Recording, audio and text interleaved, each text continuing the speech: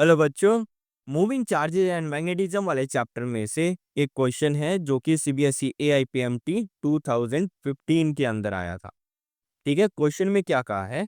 N electron moving in a circular orbit of radius r makes n rotation per second. The magnetic field produce at the centre has magnitude.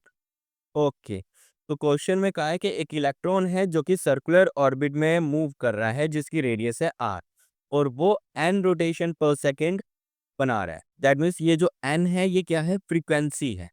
Frequency होती है ना, number of rotation per second.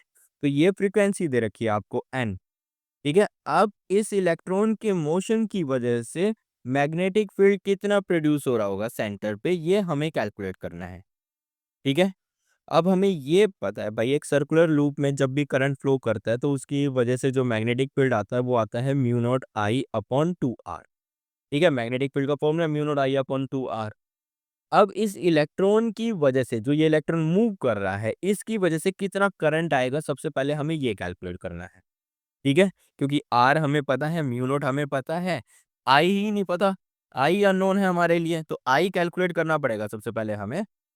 तो अब current जो होता है that is equal to charge upon time.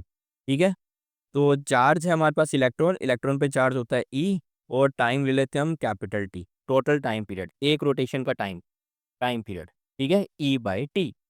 अब T को हम लिख सकते हैं ओमेगा के टर्म में। टी होता है 2 पाई बाय ओमेगा, तो ओमेगा को ऊपर ले गया। ओमेगा क्या है? Angular frequency.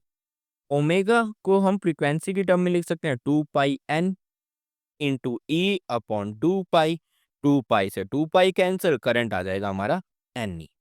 ठीक है, करंट की वैल्यू कितनी आ गई है? एन ई आ गई। अब मैग्नेटिक फील्ड का जो फॉर्मूला था उसमें करंट की वैल्यू को पुट कर दो, तो B is equal to mu naught N E upon 2r।